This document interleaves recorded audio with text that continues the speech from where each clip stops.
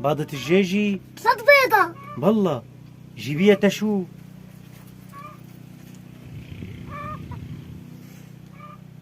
هلا ثلاثة.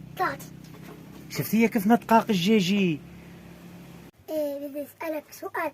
هلا ليش الجيجي وقت بتبيض بيضة ليش بتقاقي؟ ها سألتيني سؤال ممتاز.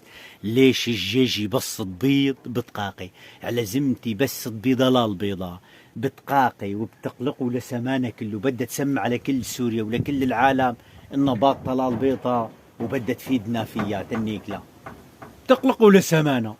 أما السمكي بتبيض مليون بيضة ما بتسمعي لحس. وهيك في بعض الناس مثل الجيجي إذا بتعمل عمل خير واحد بدها تقلقه لسمانة وبدها تسمع على كل العالم إن عملته للعمل الخير. وفي عالم بتعمل أعمال خير كبيرة وكتيرة من دون أي حس ولا بتسمع حدا. عرفتي شو الفرق؟ فيه ناس بتشبه الحيوانات، يعني ناس بتشبه الجيجي وناس بتشبه السمكي، وهكذا. يا لطيف جيبيهن الله البيضة تنعمل فيهن عمل خير ونصورها للعالم فيه.